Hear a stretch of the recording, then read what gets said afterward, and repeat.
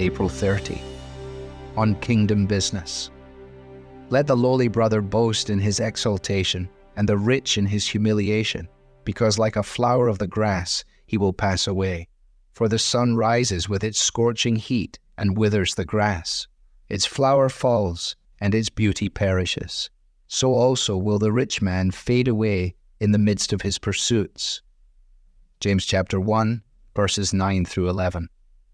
The most famous work of the Scottish economist Adam Smith, The Wealth of Nations, was first published in 1776, the same year that the 13 American colonies declared their independence from Great Britain. In the years that followed, the new nation, along with most of what became the Western world, embraced this book and its argument, becoming one of the finest examples of economic prosperity that the world has ever witnessed, and along the way, reinforcing for its population the unfortunate idea that human existence is largely about financial success.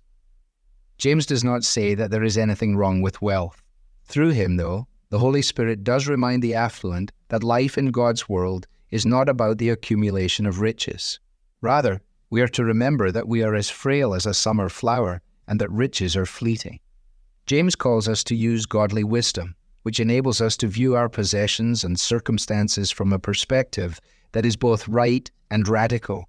Right, because it is a view based on the reality of eternity, and radical, because it will lead us to hold loosely to what we have, being far quicker to give it away than to grasp it tightly.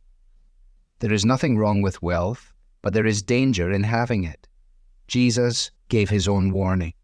Be on your guard against all covetousness, for one's life does not consist in the abundance of his possessions.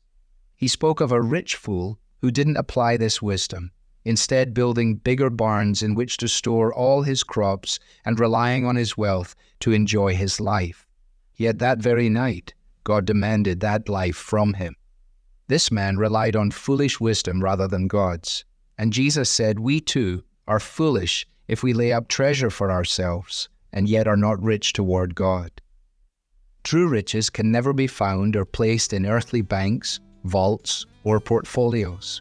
We might be tempted to use these as a basis for significance or security, but the wisdom of God shows their hollowness. So instead of pursuing that which will fade, do as James instructs. Focus on using your possessions wisely, generously, and for kingdom business, no matter how great or small they might be. Devotional material is taken from the Truth for Life Daily Devotionals, copyright Alistair Begg, published by the Good Book Company. This reading was digitally created for Truth for Life and is used with permission. For more clear, relevant Bible teaching, visit truthforlife.org.